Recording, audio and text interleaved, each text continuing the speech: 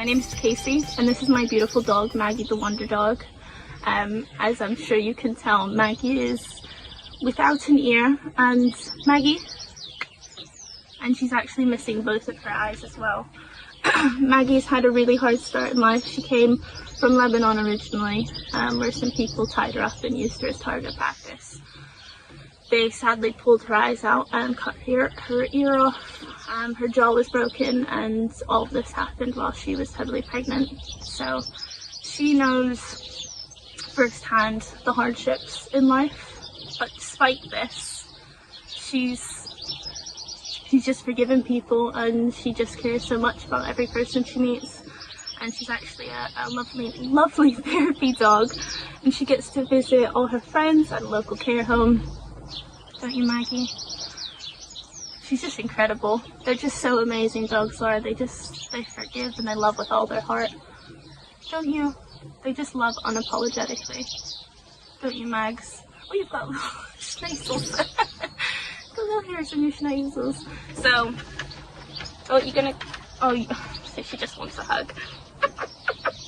Okay. I don't think it's a good shot, though, that everyone's just staring at your butt. I don't think that's too pretty. Why don't you sit your booty down? Sit your booty down, that's it. Okay, you sit there. I'll just cuddle her as I talk to you guys. So Maggie arrived in September of 2018. She came from a lovely man who rescued her he runs Mashallah Shelter out in Lebanon. And she was sort of passed from pillar to post trying to find her a home, because sadly nobody wants an old, blind, abused dog. She was found by a lady living here in London, who contacted our charity Wild at Heart Foundation, and we were able to get Maggie out. At the time, I was just a volunteer for Maggie. I was a full-time foster mom, so I fostered quite a few of their dogs. Yes, and a post came up about Maggie saying, can anyone help? And she was to arrive in 6 days. It was quite important that she got out and got the home she needed, or at least got into foster care. And nobody applied for her, so the alternative was that she was going to end up in kennels. So I said I would take her on as a foster, and nearly 2 years later, she's never left, because I adopted her as soon as I could. Didn't I, Maggie? So I went to the airport to pick up a scared, blind, abused little dog, and I arrived, and this little happy, waggly bundle of fluff came out. She was so excited, which was just mind-boggling to me, because flying's difficult for the majority of us, but if you're a blind, abused dog who has no trust in people, how would you cope with that?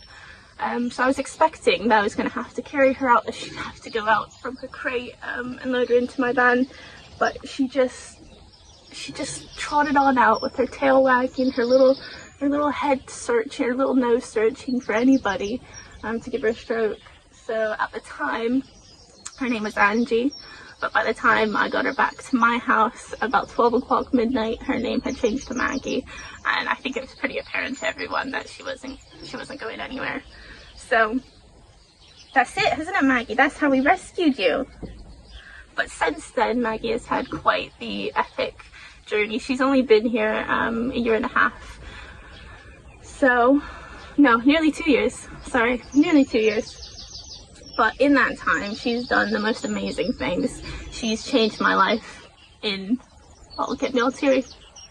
She's changed my life in more ways than I could count. Before Maggie arrived, I didn't really have any friends. I didn't have anybody. And just through adopting a little dog, my social life is just incredible, because I found this group of people. I should say, Maggie's got this really incredible Instagram, which is where we've met all our friends. We have friends from just all over the world that we get to speak to, as well as here in the UK. So we do a lot of events for charity, and through that I have met just so many incredible people. Through our Instagram, we meet so many people who really relate to Maggie and to her story, and they find, oh sorry, it gets me so teary.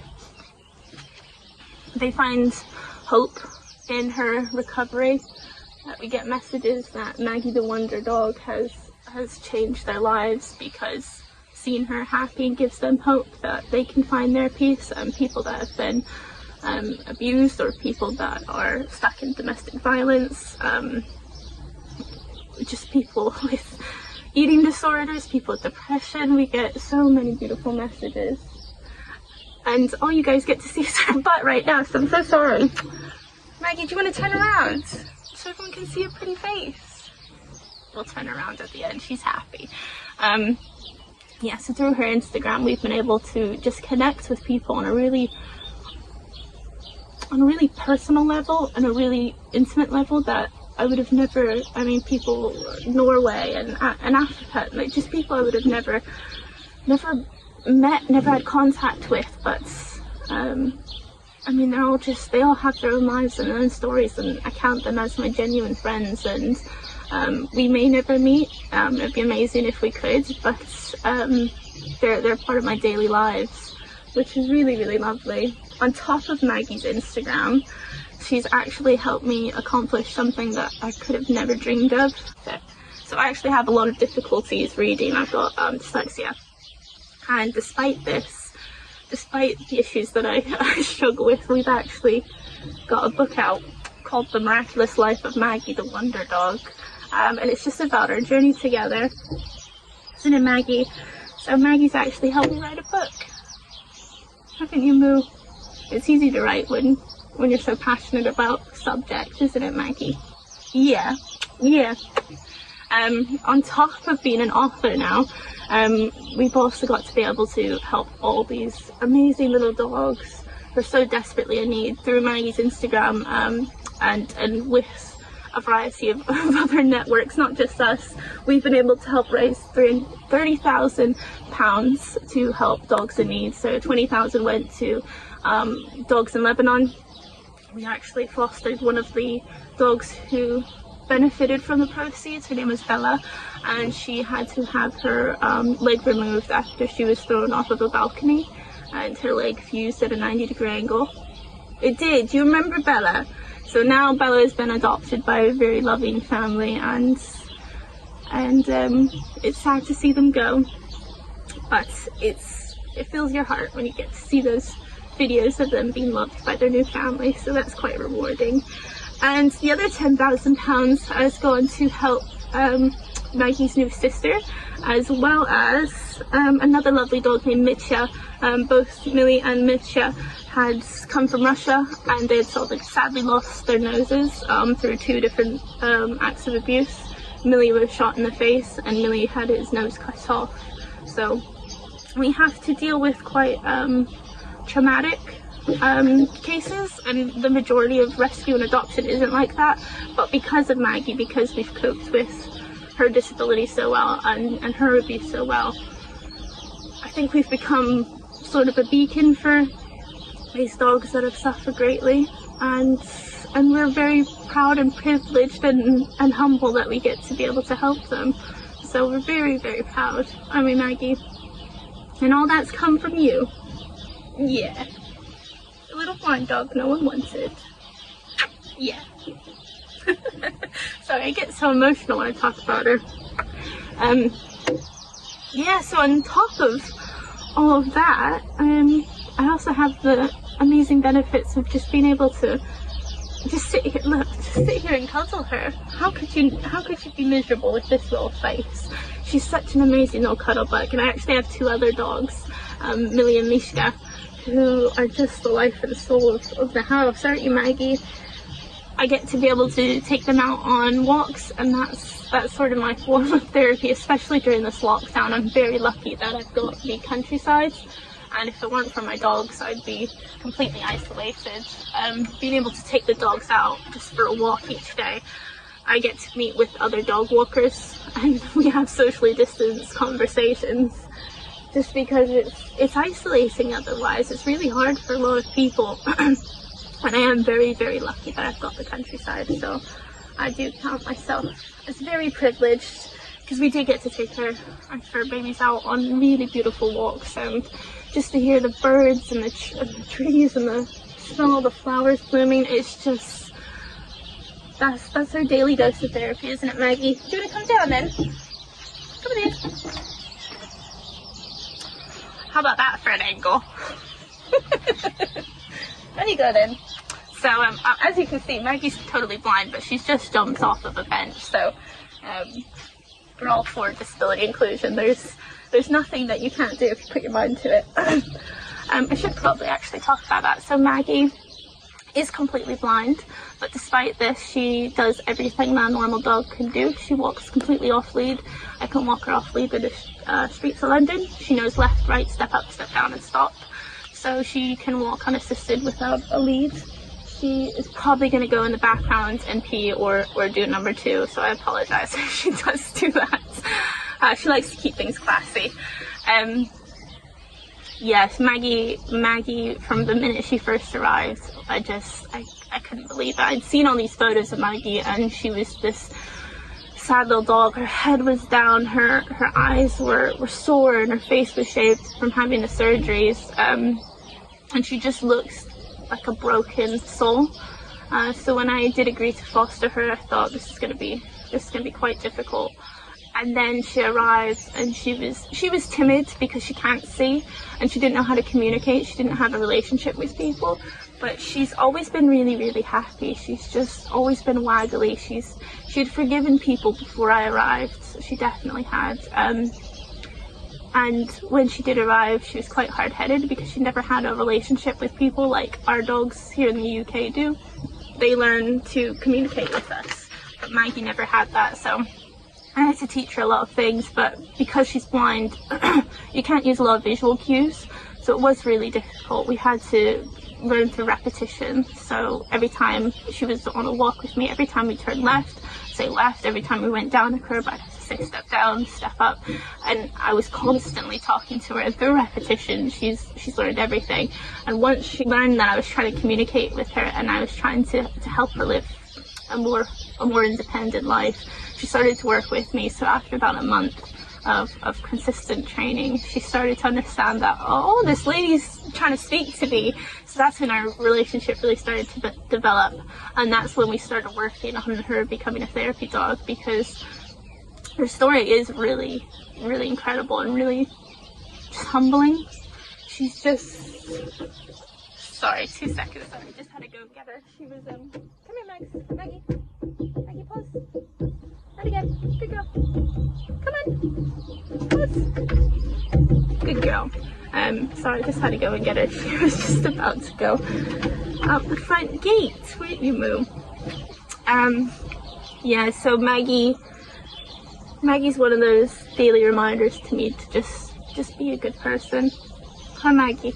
There's so many lessons that we're taught as kids, but it seems like people forget them as they get older and they join the adult life. Just simple things like be kind and, you know, and share things.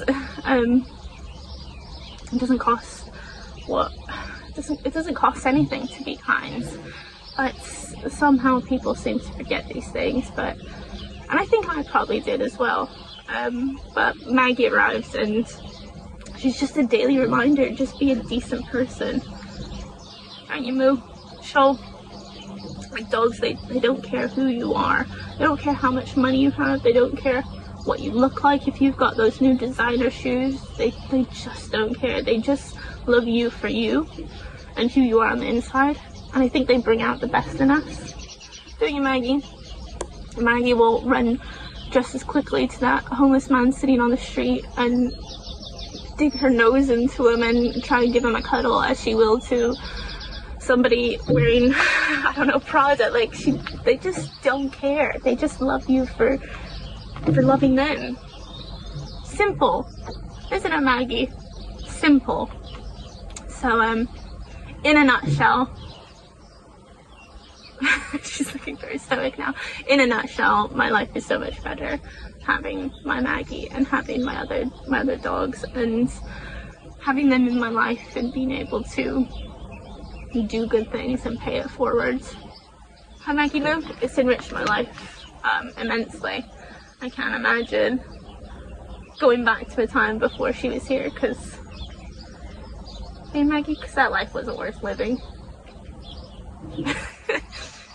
So if you can, get a dog. Get a rescue dog. Hey? Good girl. Alright. Oh, I'll go and show you Millie. I'll go get my Millie and my Mishka real quick. Maggie, stay. Millie is a rescue from Russia. Aren't you, my mouse? Yes.